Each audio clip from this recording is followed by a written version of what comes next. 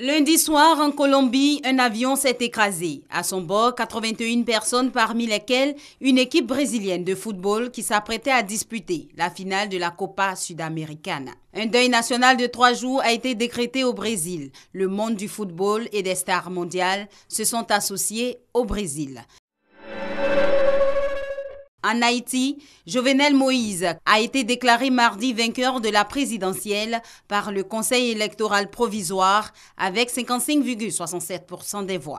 L'opposition qui avait obtenu l'annulation des voix lors de la dernière élection présidentielle qui donnait la victoire à Jovenel Moïse conteste encore ses résultats dans la rue. Le Congrès colombien a finalement ratifié l'accord de paix avec la guérilla des forces armées révolutionnaires de Colombie.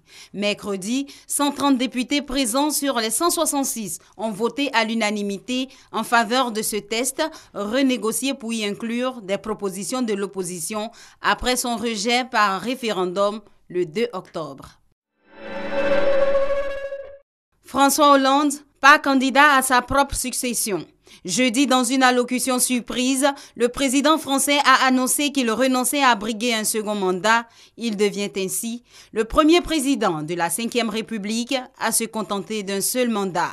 Sa décision ouvre la voie à des primaires très disputées à gauche.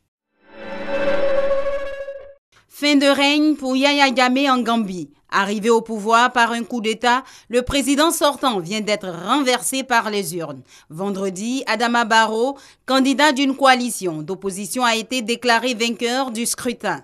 La Gambie tourne ainsi la page Yahya Jammeh qui aura duré 22 ans. La vedette du Real Madrid, Cristiano Ronaldo, et l'entraîneur de Manchester United, José Mourinho, pris au cœur d'un vaste scandale d'évasion fiscale. Samedi, Mediapart a dévoilé un nouveau scandale financier dans lequel seraient impliqués plusieurs grands noms du football. Ils auraient tous dissimulé des millions d'euros dans des paradis fiscaux.